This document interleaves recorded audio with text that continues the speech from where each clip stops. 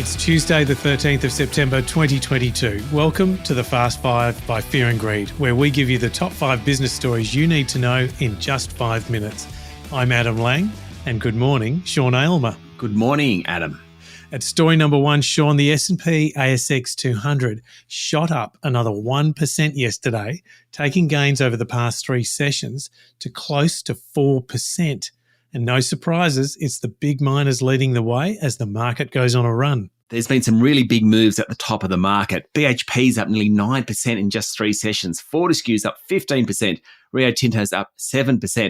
Of course, the lithium miners have been the star performers. Mineral Resources was up another 2.5% yesterday, taking its rise over the past 3 sessions to close to 20%. Now, look, the outlook for big miners depends very much on commodity prices, and in the case of iron ore, the outlook for the Chinese economy.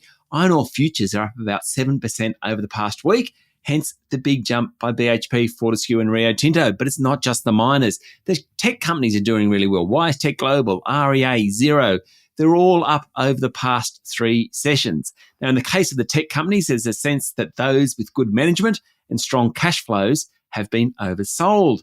Big banks are up, though not quite as much as the miners and the tech stocks. Where the companies haven't done so well is in the consumer staple area. Woolies and Coles are down. The exception is Wesfarmers, which has jumped nearly 5%. Why is it all happening?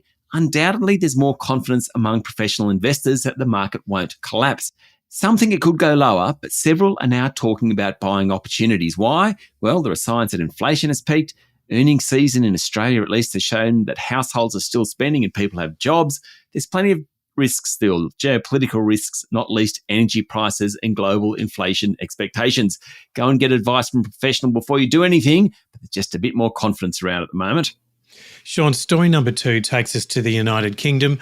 The Queen's coffin is lying in state with Brits lining up for more than 12 hours to parade past it. Several 100,000 people are expected to participate. The 10 days of events culminates with Queen Elizabeth II's funeral on September 19, and then she'll be buried at St George's Chapel at Windsor Castle, where her husband Philip is buried.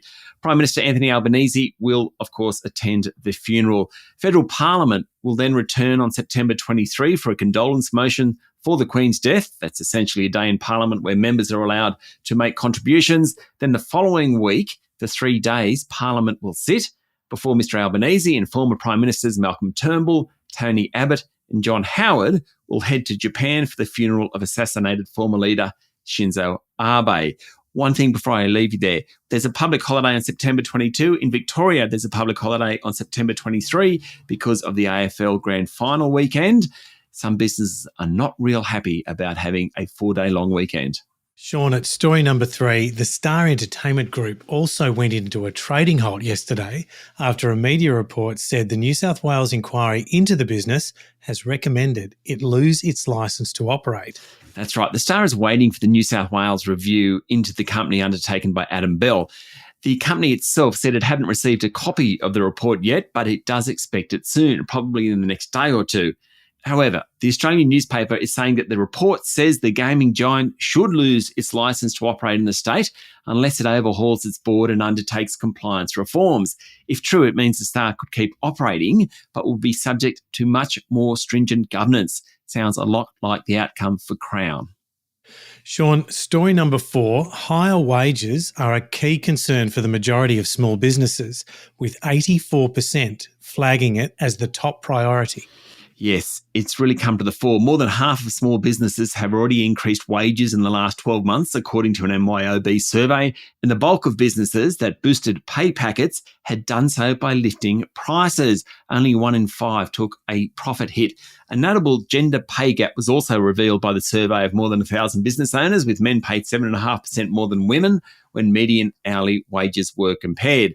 Women were also found to be shouldering more of the caring burden, with women 5 times more likely than men to experience higher caring responsibilities due to COVID. 5 times more likely? Come on, men. With you. Story number 5, Sean, and here's an auction based on popularism, if nothing else. Elon Musk's former girlfriend is auctioning off mementos of their college relationship. And apparently attracting some keen interest, Adam. Now, Jennifer Gwynn dated Musk when they were both studying at the University of Pennsylvania, and she's selling photos and other memorabilia. It includes a birthday card, which apparently has had 23 bids, with one at over $10,000. Apparently back then, Musk was already talking about electric cars and alternative fuel sources to his girlfriend. I wonder why they broke up. That's it. That's the top 5 business stories in just 5 minutes.